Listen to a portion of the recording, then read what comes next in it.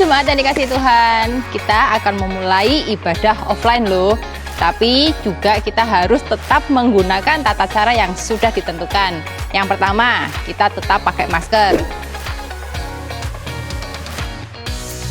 Yang kedua, kita harus membasuh kaki kita di tempat yang sudah disediakan.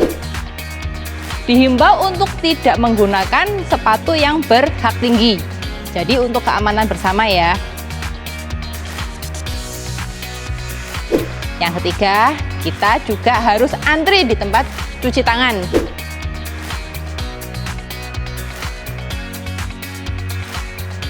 Kita akan diarahkan untuk membasuh tangan kita di wastafel yang sudah disediakan. Di situ akan ada aser yang menghimbau saudara-saudara semua tetap menjaga protokol kesehatan. Yang keempat, kita akan melakukan pengecekan suhu. Bagi saudara-saudara semua yang suhu tubuhnya di atas 37,5 akan dikarantina sementara untuk menurunkan suhu tubuh dulu. Dan apabila suhu tubuh tetap 37,5, maka kami akan menghimbau saudara semua untuk pulang ke rumah masing-masing. Jadi bagi jemaat yang ingin ikut ibadah offline tapi kondisi tubuhnya tidak memungkinkan, dihimbau untuk tetap mengadakan ibadah online di rumah. Juga untuk usia 12 tahun ke bawah dan 65 tahun ke atas, kami menghimbau untuk mengadakan ibadah online dulu di rumah demi keamanan dan kenyamanan kita bersama. Yang kelima, kita akan memasuki ruang ibadah yang akan diantar oleh asir dan kita tidak boleh duduk berpindah-pindah. Jadi kita duduknya akan sendiri-sendiri dan tidak diperkenankan untuk memindahkan kursi dan pindah tempat duduk. Yang keenam, setelah ibadah selesai, kita akan diarahkan untuk menuju pintu utama. Setelah itu kita harus pulang ke rumah masing-masing. Tidak boleh berkerumun di depan ataupun di tempat parkir ya. Jadi selama kita ibadah offline, kita tetap melakukan protokol kesehatan yang sudah diterapkan supaya apa? Supaya kita semua tetap sehat dan terhindar dari corona. Tuhan Yesus memberkati. Shalom Bapak Ibu, Saudara-saudari terkasih. Kita berjumpa di dalam ibadah raya pagi ini. Masih di dalam streaming online dan kiranya turun kasih karunia, damai sejahtera dan sukacita di tempat Anda berada masing-masing. Saya akan bacakan firman Tuhan dari Matius 5 ayat yang ke-6. Berbahagialah orang yang lapar dan haus akan kebenaran, karena mereka akan dipuaskan.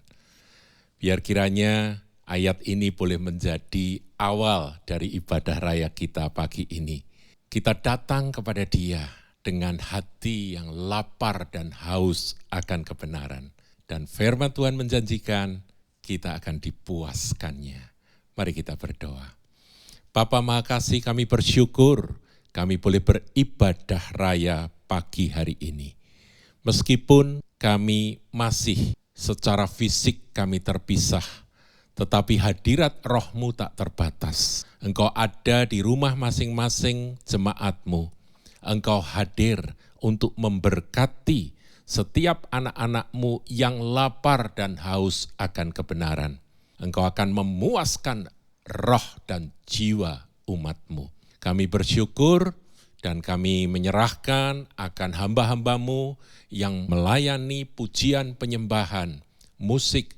Tuhan urapi, Tuhan berkati. Hamba-hamba-Mu yang melayani di belakang layar, yang berjerih lelah mempersiapkan segala sesuatunya secara teknik, mereka tidak akan kekurangan berkat Tuhan. Kasih setiamu, kasih anugerahmu melimpah-limpah atas mereka semua. Demikian juga kami umatmu yang bersatu hati, satu roh, masuk dalam ibadah raya pagi ini. Tuhan, kami tidak akan kekurangan berkat-berkat yang terbaik. Engkau telah sediakan. Dan nanti apabila firman Tuhan disampaikan, urapan yang Engkau berikan pada hamba-Mu, firman yang disampaikan melalui bibir mulut hamba-Mu, Tuhan, Engkau yang akan memberkatinya. Sehingga kami semua, Tuhan, akan menerima apa yang menjadi isi hati Tuhan pada pagi hari ini.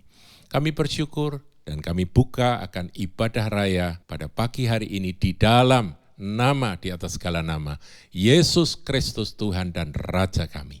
Haleluya. Amin. Kalau sampai hari ini kita boleh ada sebagaimana kita ada.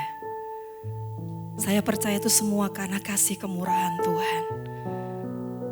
Dan saya pun percaya setiap jemaat GKBK Hal yang ada di rumah, Tuhan pun memberkati setiap jemaat GKBK Hal dengan luar biasa. Dan biar saat ini kita boleh memberikan pujian, pengagungan yang keluar dari hati kita yang mencintai Tuhan. Karena kasih Tuhan yang membuat kita sampai hari ini ada sebagaimana kita ada. Mari kita memuji Tuhan, kita menyembah Tuhan dengan hati yang sungguh-sungguh mengasihi Dia. Kasih-Mu, karya-Mu nyata dalam hidup kami Tuhan. Terima kasih Tuhan.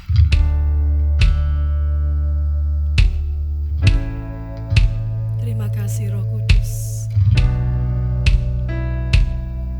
Kami mau senangkan hati-Mu dengan pujian dan penyembahan kami Tuhan.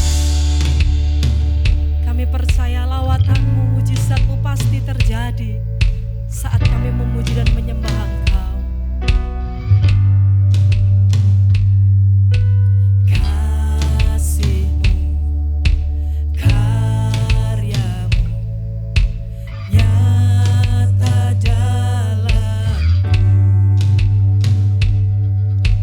Kau pegang hidupku dalam tangan. Amin.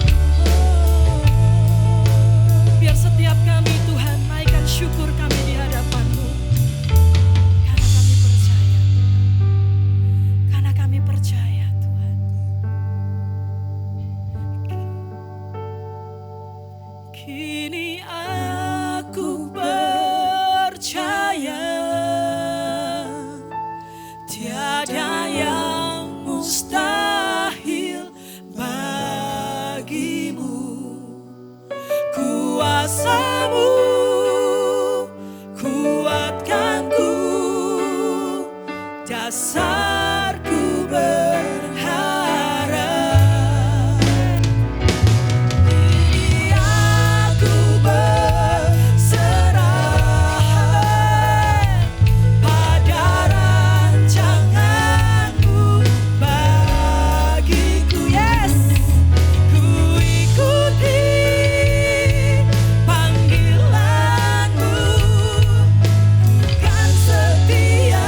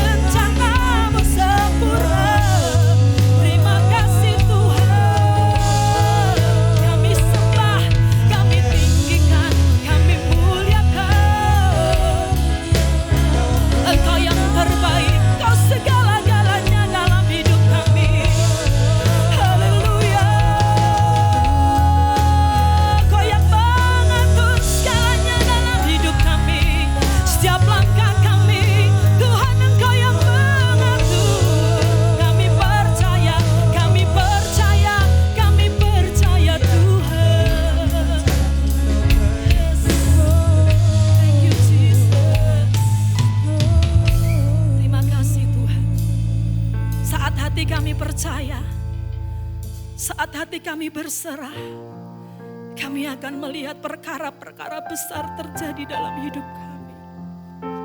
Karena itu kami tidak akan pernah menyerah dengan setiap pergumulan yang terjadi dalam hidup kami. Karena kami punya Tuhan yang besar, kami punya Tuhan yang hebat, yang luar biasa. Terima kasih. Dalam segala perkara Tuhan punya rencana yang lebih besar dari semua yang terpikirkan. Apapun yang kau perbuat, tak ada maksud jahat. Amin, amin. Sebab itu ku lakukan semua denganmu Tuhan. Ku tak akan menyerah pada apapun juga, sebelum ku coba semua yang ku bisa, tetapi ku berserah kepada kehendak-Mu. Hatiku percaya Tuhan punya rencana.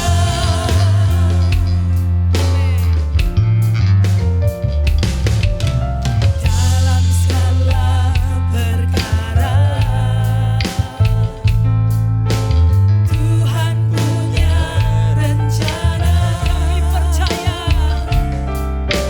yang lebih besar dari semua yang terpikirkan. Apapun yang kau perbuat, tak ada maksud jahat. Sebab itu ku lakukan semua, yes, hanya denganmu Tuhan. Tak akan menyerah pada apapun juga, sebelum ku coba semua yang ku bisa, tetapi ku berserah kepada kehendak-Mu. Hatiku percaya Tuhan punya rencana.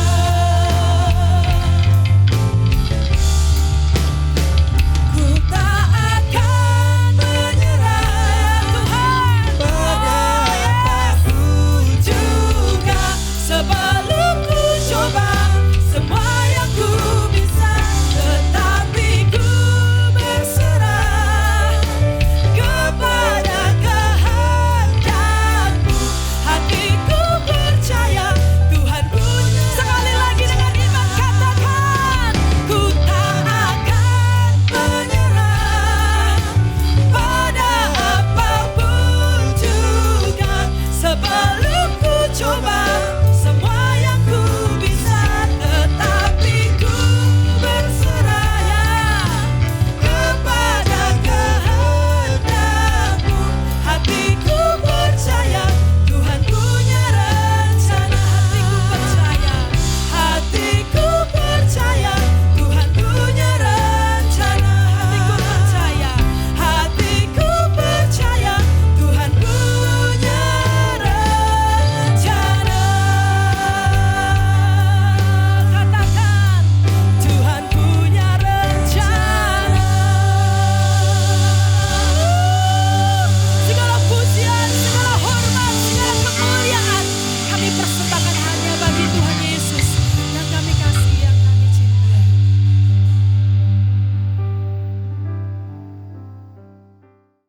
Mari kita bersama-sama berdoa untuk 3 poin, yaitu sekolah minggu, youth, dan teen.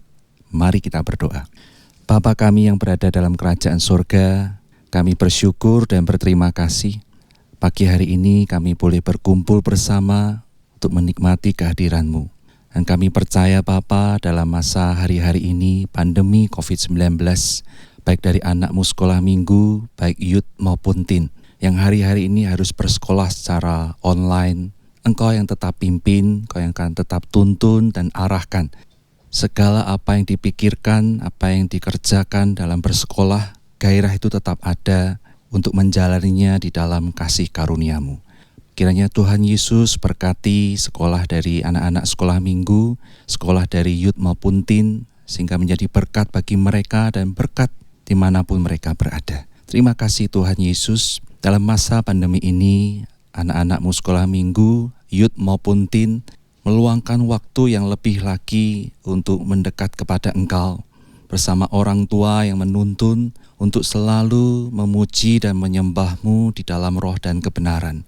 Kami percaya ya Bapa, di dalam waktu-waktu ini anak-anak-Mu Engkau bentuk menjadi satu karakter, satu pribadi yang semakin taat, takut, dan patuh kepada Tuhan Yesus. Sehingga setiap apa yang dikerjakan sekali lagi menjadi berkat bagi mereka, berkat bagi orang tua dan berkat dimanapun mereka berada. Terima kasih Tuhan Yesus.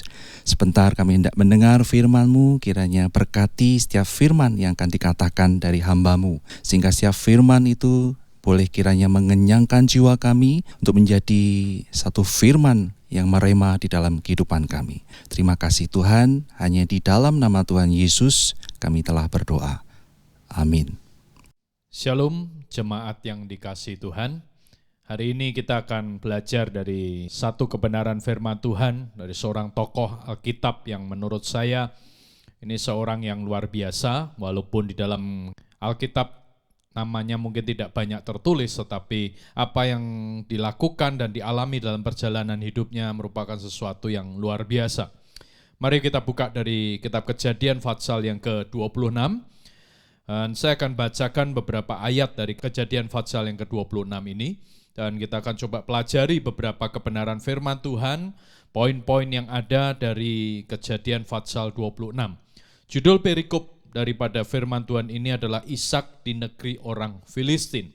Ayat yang pertama, maka timbullah kelaparan di negeri itu, dan ini bukan kelaparan yang pertama yang telah terjadi dalam zaman Abraham. Sebab itu Ishak pergi ke Gerar kepada Abimelek, raja orang Filistin.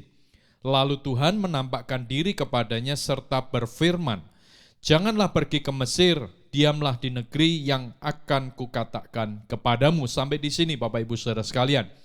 Kita mengetahui bahwa pada waktu itu Ishak mengalami keadaan yang mungkin boleh dikatakan masuk dalam masa kelaparan, kesusahan.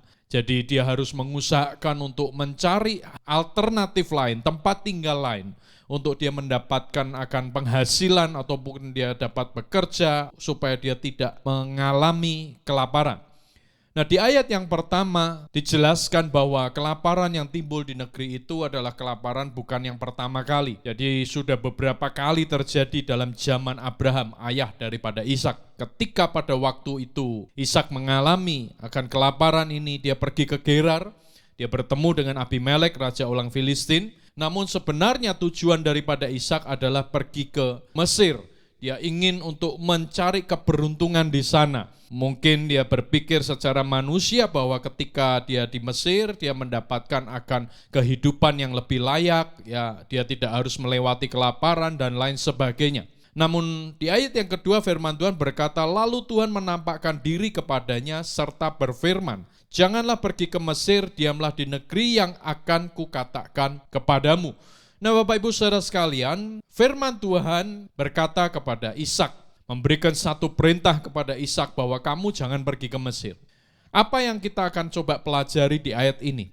Di sini kita tahu bahwa sebenarnya Tuhan mau untuk Ishak ada di tempat di mana Tuhan tetapkan. Dalam hidup ini Bapak Ibu Saudara sekalian, Tuhan punya planning, Tuhan punya rencana buat setiap kita ada di tempat, di lokasi, di areal di mana Dia kehendaki kita berada. Dan saudara harus tahu bahwa Tuhan itu menetapkan setiap kita pada areal kehidupan kita itu untuk sesuatu tujuan yang terbaik. Dan kita juga perlu memahami bahwa sekali lagi saya katakan tidak ada rencana dan rancangan Tuhan yang buruk dalam hidup setiap kita. Dan di sini kita tahu bahwa kemudian Ishak diperintah oleh Tuhan untuk tinggal di negeri yang akan dikatakan oleh Tuhan, yang diperintahkan, yang ditetapkan oleh Tuhan. Ayat yang ketiga di kalimat pertama firman Tuhan berkata, tinggallah di negeri ini sebagai orang asing. Ditegaskan kembali kepada Ishak bahwa kamu akan aku taruh pada satu tempat, satu negeri, satu areal, ya, di mana kamu ini benar-benar sebenarnya di dalam areal itu kamu nggak punya pengharapan kepada siapapun. Kenapa demikian? Karena firman jelas mencatat, aku akan tempatkan kamu sebagai orang asing. Orang asing di sini memiliki satu unsur kata bahwa tidak ada pengharapan di luar Tuhan, tidak ada pengharapan, tidak ada relasi, tidak ada orang yang dapat diandalkan. Dan Ishak ditempatkan Tuhan pada posisi yang demikian. Saudara, seringkali dalam hidup ini kita masih punya kekuatan-kekuatan di luar Tuhan. Dan kita berpikir bahwa kekuatan di luar Tuhan itu dapat menyelamatkan hidup kita. Namun kita perlu sadari dan kita perlu ketahui bahwa hanya di dalam Tuhanlah pengharapan, kekuatan, dan kemampuan itu ada dalam hidup setiap kita. Kita harus belajar untuk memfokuskan hidup kita hanya kepada Tuhan. Kita harus belajar untuk serius kepada Dia, karena bagaimanapun juga pengharapan kita kepada manusia itu tidak akan pernah bersifat kekal, bahkan seringkali mungkin akan mengecewakan setiap kita. Tetapi pengharapan kita kepada Tuhan itu adalah pengharapan yang tidak akan pernah mengecewakan buat hidup setiap kita. Kita tahu Ishak mentaati, saudara. Ya, di ayat yang ke-6 kalau saudara baca, saudara akan temukan bahwa dikatakan jadi tinggallah Ishak di Gerar. Yang artinya bahwa Ishak mengikuti apa yang Tuhan perintahkan. Dia tinggal di Gerar, dia tinggal di daerah di mana sebenarnya dia nggak kenal siapapun, dia nggak tahu siapapun, tetapi dia mentaati apa yang Tuhan perintahkan itu. Nah, ayat yang ketiga sampai dengan ayat yang kelima itu merupakan janji Tuhan buat Ishak.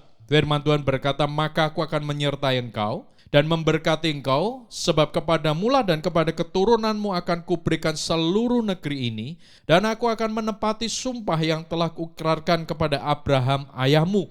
Aku akan membuat banyak keturunanmu seperti bintang di langit, aku akan memberikan kepadamu keturunan seluruh negeri ini, dan oleh keturunanmu semua bangsa di bumi akan mendapat berkat, karena Abraham telah mendengarkan firman-Ku dan memelihara kewajibannya kepadaku, yaitu segala perintah, ketetapan, dan hukum-Ku. Nah, jelas sekali bahwa ada janji Tuhan yang Tuhan mau berikan, yang Tuhan mau nyatakan atas hidup Ishak. Tapi perlu kita ketahui sekali lagi, untuk janji itu tergenapi, untuk apa yang Tuhan inginkan itu terjadi dalam hidup kita, kita harus belajar untuk mentaat, belajar untuk komitmen, belajar untuk mengikuti apa yang Dia mau untuk kita jalani. Namun sekali lagi, saudara, seringkali manusia ini untuk bergantung, berharap ke Tuhan, mentaati, komitmen dengan Tuhan itu bukan hal yang mudah. Seringkali kuat dengan pikirannya, pengharapannya secara manusia, dan kita melakukan segala sesuatunya tanpa kehendak dan keinginan Tuhan, yang pada akhirnya itu membuat apa yang Tuhan janjikan dan Tuhan tetapkan dalam hidup kita menjadi terhambat atau tertunda. Dari apa yang kita lihat, apa yang dialami oleh Ishak, kita tahu bahwa Ishak berkomitmen. Ishak belajar untuk benar-benar menaruh harapnya kepada Tuhan. Dan Ishak yakin bahwa apa yang dia taati dalam kehidupannya kepada Tuhan itu akan menghasilkan hal-hal yang luar biasa. Nah, saudara, ketika Ishak memulai kehidupan di dalam wilayah yang ditetapkan Tuhan, di negeri Gerar, di daerah Gerar ini, tentu saja kita tahu bahwa dia tidak mudah untuk melewatinya. Di ayat yang ke-7 sampai dengan ayat yang ke-11, kalau saudara baca, saudara akan tahu bahwa Ishak harus melewati di mana dia di situasi-situasi tertentu mengalami ketakutan, mengalami kecemasan, sampai pada satu kali dia berkata bahwa istrinya ini saudaranya gitu kan. Ya walaupun memang benar masih ada hubungan saudara-saudara. Tapi sebenarnya itu karena ketakutan dia. Jadi dia menyampaikan, dia berkata kepada istrinya, nih kalau kamu ditanya, kamu bilang saudaraku dan lain sebagainya. Tapi jujur saudara, untuk mengikuti apa yang Tuhan mau dan Tuhan kehendaki itu bukan sesuatu yang mudah. Namun di dalam ketaatan, kesetiaan, dan ketekunan kita, itu akan menghasilkan hal yang luar biasa. Nah, di ayat yang ke-12, Ini menjadi ayat yang favorit buat setiap kita. Ayat 12 dan kemudian ayat yang ke-13.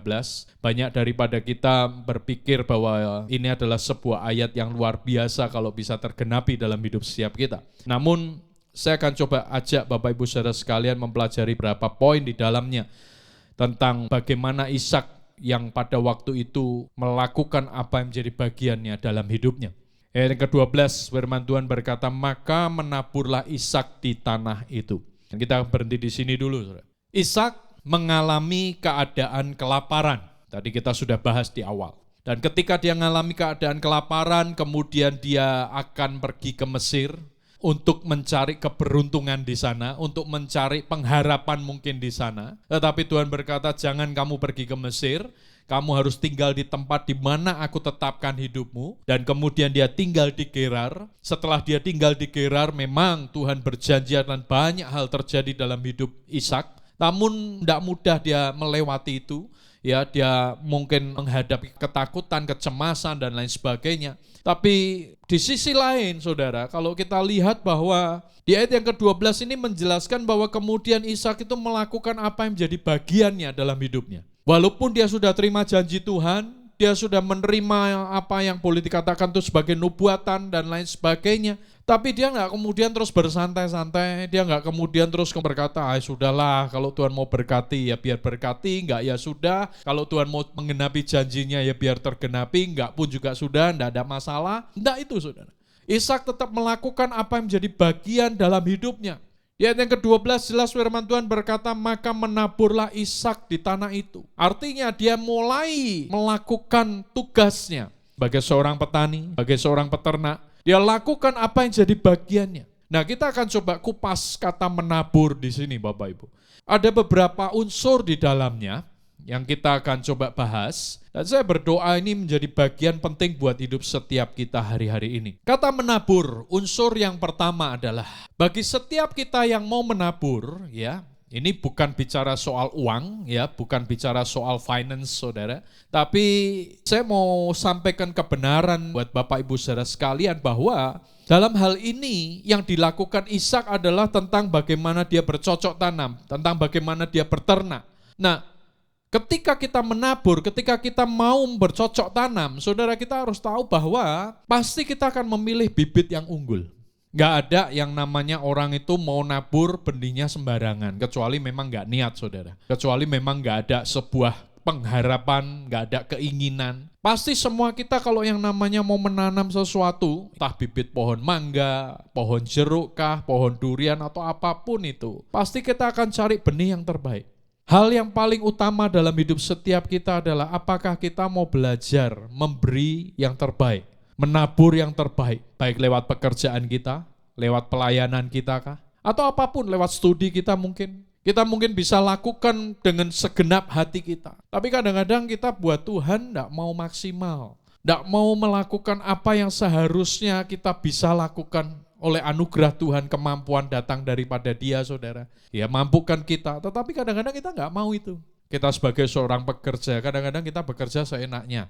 Jam 8 jam masuk, jam 8 kurang 5 menit baru datang. Tidak ada salahnya sih saudara. Tapi hal-hal seperti ini kadang-kadang mencerminkan keseriusan kita kepada Tuhan. Pelayanan pun sama saudara. Dalam melayani, apakah kita mau benar-benar melayani Tuhan dengan sungguh-sungguh? Atau hanya sekedar mencari keuntungan kita sendiri? Kembali saudara, benih apa yang kau mau taburkan dalam hidupmu? Bibit unggulkah? Atau engkau hanya sekedar mau menanam sesuatu yang biasa? Nah, kalau engkau menanam sesuatu yang biasa, pasti tuaiannya juga biasa. Tidak akan pernah menjadi luar biasa, saudara. Lalu unsur yang kedua, di dalam menabur selain bibit yang menjadi pilihan penting, yang kedua setelah orang menanam, pasti orang itu akan merawat apa yang ditanam. Jarang sekali ada orang menanam sebuah bibit pohon, apa pohon mangga, pohon apapun itu, kemudian ditinggal begitu saja. Pasti akan gerawat, pasti akan diusahakan, diairi, diberi pupuk, terus kemudian kalau ada hama ya disemprot dengan obat hama, dibersihkan, dirawat saudara. Nah bagaimana dengan hidup kita? Kita punya anugerah keselamatan yang Tuhan beri atas hidup setiap kita. Tapi pertanyaannya apakah kita mau memelihara keselamatan itu, mengerjakan keselamatan itu? Seringkali kita berpikir, ya sudah diselamatkan udahlah. Yang penting pokoknya masuk surga lah. Ya kalau masuk surga.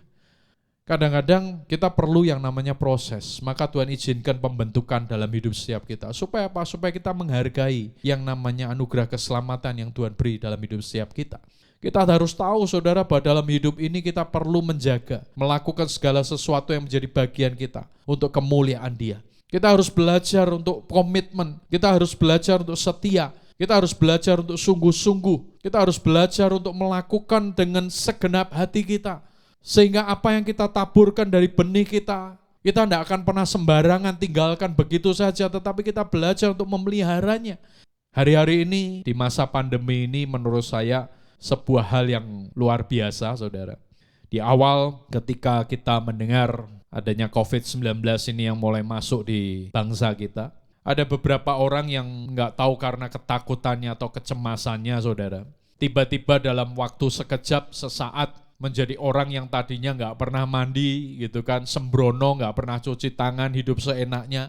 Tiba-tiba dalam waktu sekejap, sesaat saja bisa mandi berkali-kali, saudara. Cuci tangan berkali-kali. Baju yang mungkin seminggu sekali baru dicuci, itu bisa tiba-tiba setiap kali habis pakai baju dicuci, saudara. Kenapa demikian? Karena ada kepanikan, ada ketakutan dalam hidupnya. Padahal seharusnya kita sebagai anak Tuhan, kita harus tahu bahwa dalam hidup ini semuanya itu ada hal-hal yang sudah seharusnya kita lakukan. Tanpa kita dihantui dengan rasa ketakutan. Saudara harus biasa merawat hidupmu dengan kebersihan, dengan semua yang ada. Tanpa harus ada COVID yang seperti ini, saudara. Tapi hal ini sekali lagi mencerminkan bagaimana keseriusan kita kepada Tuhan. Seringkali ketika tidak ada apa-apa dalam hidup ini, semuanya nyaman, kita tidak mau sungguh-sungguh dengan Tuhan.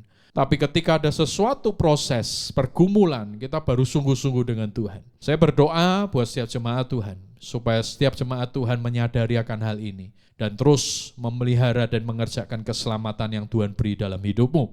Unsur yang ketiga dari kata menabur adalah selain memilih benih yang terbaik, merawat, mengerjakannya. Yang ketiga adalah pasti menaruh harap di dalamnya. Ketika saudara menanam yang namanya benih, pohon durian misalkan begitu. Pasti saudara akan berharap suatu kali nanti yang muncul, yang keluar adalah buah durian. Tidak mungkin saudara menanam bibit buah durian, lalu saudara berharapnya yang keluar rambutan. Nah, itu konyol, saudara. Dan kita harus tahu bahwa dalam hidup ini pun sama. Kita pun dalam perjalanan hidup kita, apakah kita mengharapkan sesuatu yang buruk atau yang baik? Itu pilihan, saudara. Seharusnya buat hidup setiap kita harus belajar untuk memilih dan berharap kepada hal yang baik. Saya berikan satu contoh, dan ini kisah nyata yang menurut saya mungkin sukar sekali untuk orang percaya. Tetapi ini merupakan satu kesaksian yang real yang dialami oleh seorang hamba Tuhan. Ada sepasang suami istri, dia tinggal di satu daerah, dan suaminya ini seorang penginjil, istrinya seorang pendoa, mereka hidup dalam ketaatan, kesetiaan.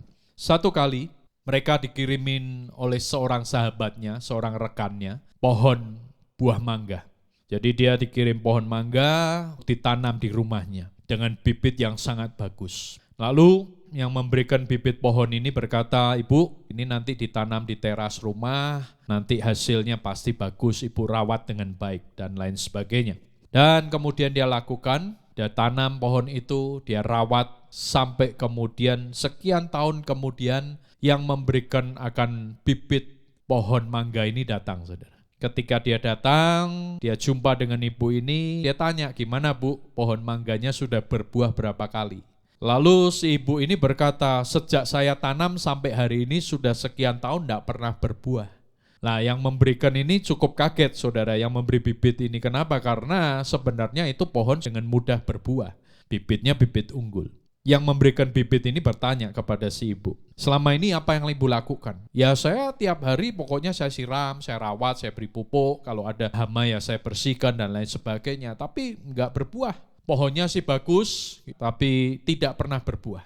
Lalu yang memberi bibit ini berkata demikian, "Bu, apakah ibu menaruh harap yang baik kepada pohon ini?"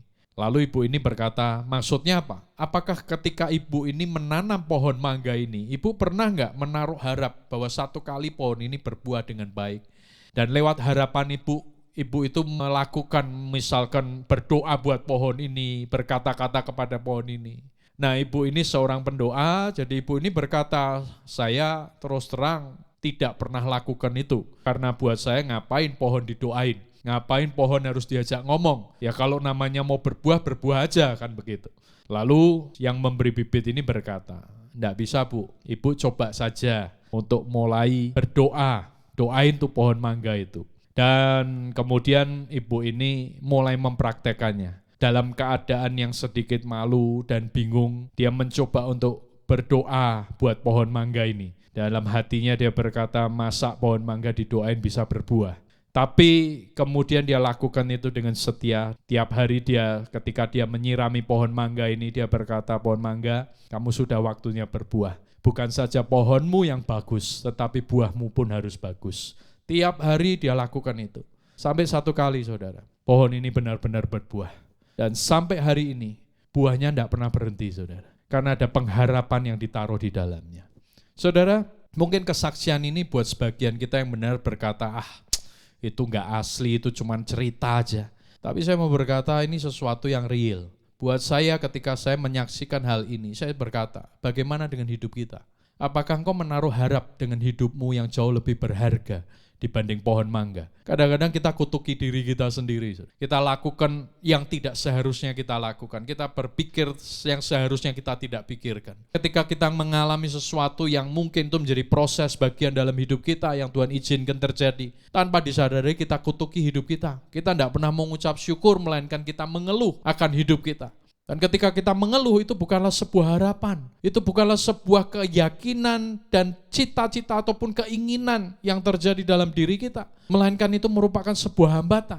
Mari belajar untuk menaruh harap yang terbaik buat hidup setiap kita. Yakinkan dalam hidup setiap kita bahwa Tuhan sendiri yang jamin hidup setiap kita. Dan kita pasti akan sampai selesai di garis akhir dan didapati sempurna pada waktunya nanti. Tapi sekali lagi itu pilihan buat setiap kita. Apakah kita mau lakukan itu untuk menjadi sebuah hal pribadi yang lebih baik, jauh lebih sempurna, atau kita mau berkata ya memang ini hidupku sudah digariskan buruk, ya gimana pun juga nggak akan pernah berubah. Dan itu pilihan, saudara. Tapi di sini Ishak lakukan semuanya itu dalam ketaatan. Dia menabur, dia merawat, dan dia menaruh harap yang luar biasa. Dibuktikan dengan kalimat selanjutnya di ayat yang ke-12. Dan dalam tahun itu juga ia mendapat hasil 100 kali lipat sebab ia diberkati Tuhan. Apa yang dilakukan Ishak nggak sia-sia. Dia tabur, dia rawat, dia menaruh harap, bersungguh hati. Dan di dalam tahun itu juga yang artinya dia punya kehidupan yang benar-benar dipercepat. Dia terima 100 kali lipat. Nah, saudara, bagaimana dengan hidup kita? Apakah engkau mau mengalami seperti Ishak? Dalam keseriusannya, dalam kesungguhannya, dia lakukan apa yang jadi bagiannya. Sekalipun dia harus di dalam satu posisi, di satu daerah yang enggak sesuai dengan harapannya, enggak sesuai dengan keinginannya. Tapi Tuhan izinkan terjadi dalam hidup Ishak untuk membuktikan bahwa Tuhan adalah Tuhan yang berkuasa. Nah, saya akan tutup dengan kalimat terakhir dari ayat yang ke-12 dan ayat yang ke-13 ini. Dikatakan firman Tuhan di situ bahwa ia mendapat hasil 100 kali lipat sebab ia diberkati Tuhan. Dan orang itu menjadi kaya, bahkan kian lama kian kaya, sehingga ia menjadi sangat kaya. Tadi saya katakan ini firman favorit sekali buat setiap umat Tuhan. Bahkan kalau baca ayat firman Tuhan ini, aminnya kencang sekali, saudara. Kenapa? Karena berpikir tentang kekayaan, berpikir tentang sesuatu yang dihasilkan. Tapi saya mau ajak saudara tidak bahas itunya. Ya, saya mau ajak bahas sebagai poin penutup firman Tuhan yang ada hari ini adalah ketika Ishak mendapatkan hasil, sebenarnya buat Ishak bukan tujuan akhir daripada segalanya. Hasil 100 kali lipat yang dia dapatkan di tahun itu juga, itu bukanlah merupakan tujuan akhir yang dia impikan, saudara. Kenapa? Karena kita tahu di ayat yang ke-13 dijelaskan dengan tegas. Firman Tuhan berkata, dan orang itu menjadi kaya, bahkan kian lama kian kaya, sehingga ia menjadi sangat kaya. Jadi ternyata saudara, bahwa Ishak ngalami bukan cuma 100 kali lipat. Dia lebih daripada 100 kali lipat. Karena jelas firman berkata, menjadi kaya, kian lama kian kaya, sehingga ia menjadi sangat kaya. Tapi sekali lagi saya berkata, Ishak tidak memikirkan tentang apa yang dia terima sebagai hasilnya. Yang dia pikirkan, yang dia perhatikan, yang dia menjadi poin penting dalam hidupnya adalah bagaimana dia melakukan segala sesuatunya secara total buat Tuhan.